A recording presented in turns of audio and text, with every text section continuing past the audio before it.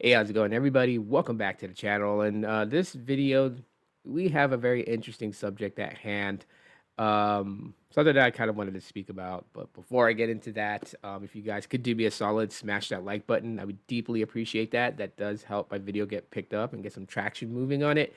As well as if you guys would like to try out Helium Mobile, I do have a promo code in the description for you guys to use. This will get you your first month for free with a plan that is unlimited talk, text, and data for 20 bucks a month on the T-Mobile network or Helium network. So you have two ways of connecting. It's pretty interesting. I do got a playlist of Helium Mobile videos if you guys want to check those out, listen to what I have to say about this MVNO. Definitely get some information there before pulling the trigger. Anyways, let's kind of get into today's video. This is actually pretty interesting and something I really want to speak about. But owner of bricked Pixel 6 feels like his phone was stolen by Google. This is a very interesting article from phonearena.com. I'll have the link in the description for you guys so you guys can read it for yourself. I'm not going to go too much into the article itself as I've read it, and it's pretty baffling about Google and the things that they do. Now, just for a little context of exactly what happened here, basically, an owner of a Pixel 6 who updated to Android 15 ended up getting that dreaded hard brick that happened to some people with the Pixel 6 who updated their device. So this is something that's basically Google's fault, right? It was their software update pushed out to these Pixel 6s that caused them to hard brick. Nobody did anything else. There hasn't been any report that people did specific things to their Pixel 6 to get it bricked by just doing a software update. So this is something that's really on Google's hands. Now, according to the article from Phone Arena, basically the gentleman had a Pixel 6, took the Android 15 software update, and it hard bricked.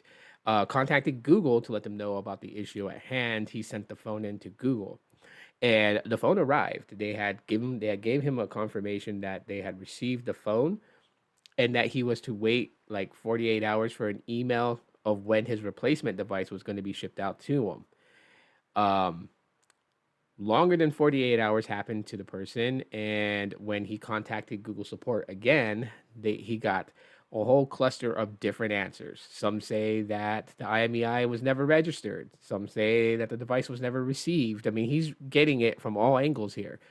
And it's going to be frustrating. I'll tell you guys this much: Google support isn't the best with customers. They're just not. Google support pretty much is like an entire customer service support center divided up into multiple different I would say, like, it's like sections, right? You have the Google Fi support team, you have, the Google One support team, you have, Chrome OS support team, GPay. So it's like an entire, customer service support, and people are just branched off into like different departments that handle specific um, tools from Google. They handle that. And I've dealt with a lot of them myself. I've dealt with a lot of them, and the crazy thing about it is that they themselves just have very terrible customer service. They really do. Um,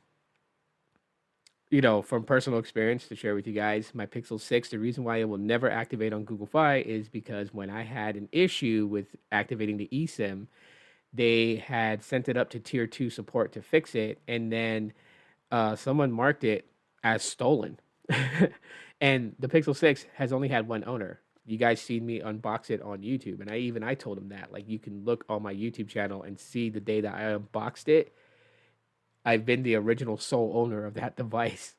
And you know what? Like, I wasn't gonna spend time fighting with them back and forth. I was just like, whatever, cut my losses. And because it's like nobody could do anything. They're like, we don't know how to take it off. As a matter of fact, they wanted because I had purchased the devices from Best Buy, they wanted me to go to Best Buy and have Best Buy remove the blacklisting. And I'm like, why would Best Buy remove the blacklisting? They're not a carrier. The phone was paid out, it was outright bought. I remember that day very well. My wife and I went in there. We bought the Pixel 6s right then and there. And we just popped our SIM cards inside of it and started using it. So, it was just one of those really, really weird, crazy things. And long story short, I just didn't want the headache. So I was like, whatever. Send me to Best Buy to do it. Best Buy's not going to do it because they're not a carrier. They didn't blacklist anything.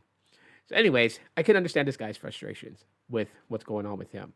And currently, right now, he has not received a replacement device. The writer, Alan Friedman, who wrote this article, basically stated in his article that he thinks that, to make amends, Google should send him a Google Pixel 9, to make him a happy customer. Because technically, right now, he's been, I think, 2, almost 3 weeks without a phone. And it doesn't look like he's getting a replacement phone because they can't find the phone that he sent in. They claim that the IMEI is not a registered IMEI for a Pixel 6. They claim that they never received it. There's just all types of claims, and it's like, makes me wonder, as somebody who's worked customer service for Verizon, for AT&T, for Sprint, for Mobile X, for Boost Mobile, one thing that all these companies have in common with their customer support, customer care, is that the system that's used for the rep to look at a customer's account has one thing in common. They all have a notation section. They have a notation area where every rep has to type in notes of the interaction with the customer. And in those notes, it has an ID that pretty much pinpoints what rep spoke to the customer. It's not a generic code.